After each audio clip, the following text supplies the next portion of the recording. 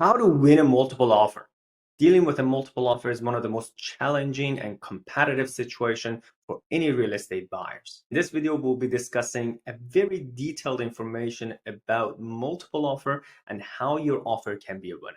No matter the market situation or the offer situation, whether it's a buyer's market or seller's market, you need to be prepared. Imagine an athlete. In order to become the best in an upcoming competition, they go through practicing and preparation months or even years to get ready for that one day of competition. This is as important as an athlete to you as a real estate buyer to be prepared for purchasing your next home. To understand how to deal with a multiple offer, maybe you and I can have a further chat about what the offer is. Maybe we can understand it better, what components are involved. No, we're not talking about the legality or a contract law. We're talking about the highlights or components that are important for seller when they're reviewing your offer.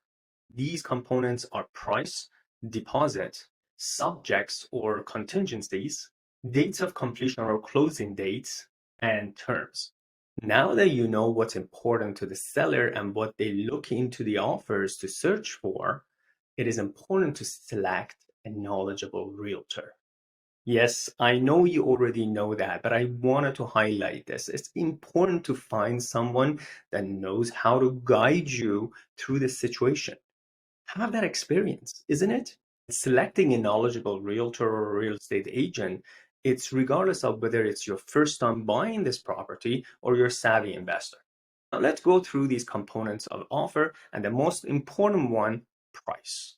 Choosing that experienced real estate agent can help you determine the market valuation. There are two questions. How do you know how high of a price you need to bid? And number two, what is the definition of list price? The seller is listing a price and asking for offers. This is the definition of a list price. Let me highlight this again because it's important.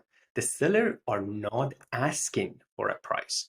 They are asking for offers. So the terminology of the asking price that you've heard many times may not be a correct term. Seller is listing a price and asking for offer or offers. That means what the seller expects is certainly not the listed price. In a slower market, or in other words, buyer's market, the listing price can be negotiated down, and in busier market or seller's market, the listing price can be negotiated for higher dollars. Based on this important factor, you need to understand that listing price is not necessarily a market value or what the sellers are looking for. There are many techniques into creating a price for a property. And one of these techniques is to price it lower to attract more pool of buyers to compete with each other. In other words, I call it a luring price. Is it right? Well, it's not illegal. Am I a fan? Personally, I'm not a big fan of it, but it's certainly whatever works to the best of the benefit of the seller as a listing agent. And this simple factor also brings an important factor of working with an experienced agent who knows how to navigate you through multiple offers and make you understand whether this price is a luring offer or what the actual market value for that property is. The other question was, how do you know how high of a price you need to bid? To answer this question, I like to answer it with one factor and two questions. You're dealing with a knowledgeable realtor, and our job is to provide you with comparable market analysis, or in other words, CMA. And that will give you a market valuation of the particular property that you're willing to bid or compete for. Nonetheless, is the market valuation or giving you the CMA can help you winning the multiple offer? Or let me elaborate that. By sticking with the market value, can you win a competition? The answer is no. So what is CMA good for is to make you understand what the actual value of that property can be. It is important for you to understand as soon as there is a secondary offer, whether there is a second offer that comes into play or 50 other offers, there is a competition. And what it results for is that entire logic, comparable market analysis, any logic is completely out of the window. It is only your motivation against the other buyers. That brings us to two questions you need to ask yourself. You have the CMA, a comparable market analysis, and you know exactly what this property is worth. And you know there are going to be quite a bit of other offers involved other than yours. It's up to your motivation and it's completely your decision of how high you want to go. Why? Because there is no logic involved. Question number one you have to ask yourself is how much you love this home and how much you want to own this property from 1 to 10. Your answer of 1 to 10 will determine the monetary decision that you have to go through of how high you can bid. Question number two that you have to ask yourself, how much you're going to hate yourself from 1 to 10, knowing that you pay such an amount above the market value. As you clearly can see in here, these two questions, it's all based on your motivation and how you can handle the situation. An important factor here is if you need to obtain a mortgage, you need to have that mortgage pre-approval and a limit of your purchase in mind when making those higher bids. So consequently, it is super important to have your pre-approval, or better yet, going through a further analysis of your finances with your mortgage advisor to determine the level of your affordability and how much home you can afford. These professionals, they go through thorough analysis of your finances, and in most cases, they can provide you with a guarantee letter that you can go completely without the subject of financing. That is a big clause that everybody's scared of. If you remember, we chatted about the other components in offer that is important to sellers. And other than the price, it was deposit, date of completion, conditions or contingencies, and terms of the contract. We talked about the preparation and you being prepared in every market and being prepared for your due diligence as well. That's super important. And here is 10 smart list that can help you be prepared for your multiple offer situation and possibly win a multiple offer. Number one is to act quickly.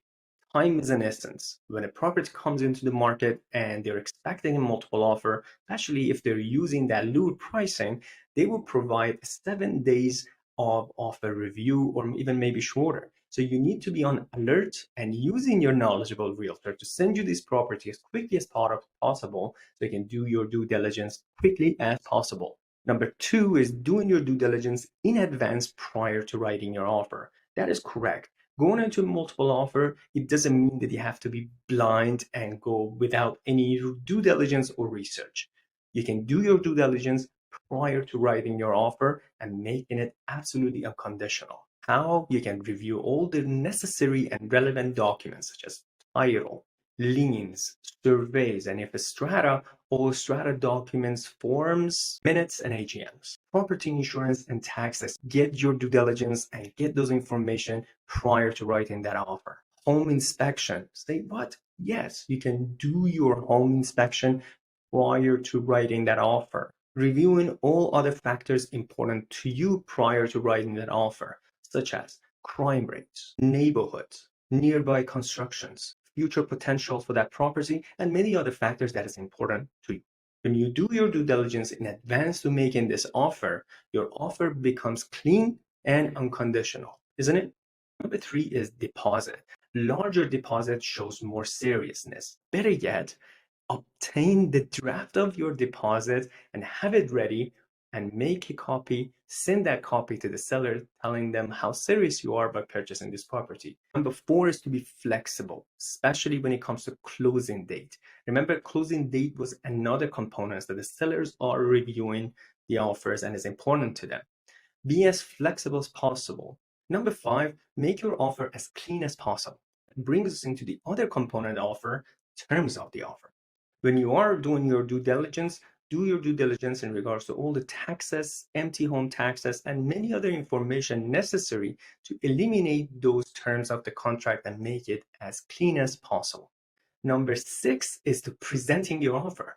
This is an old-fashioned way of your representative to meet with the seller's representative to discuss your offer. Number seven is to write a personal letter. That's a little bit controversial since there is a bit of backlashes in regards to discrimination. Go around that and present to the seller how much you love this home, who you are, and what's your usage about this home. Number eight is keep your emotion in check. It is easy to get caught up in excitement of a bidding situation. So keep your reality check, be logical, and understand how much you can afford while you're reviewing your situation. Number 9 is to stay on course. It is super important for you as a real estate purchaser to be informed on real estate market activities, trends, and changes. And it's the job of your real estate agent to constantly keep you informed so you can make an informed decision. And number 10 is to be patient. If you don't win the bid, don't get discouraged. Keep going at it.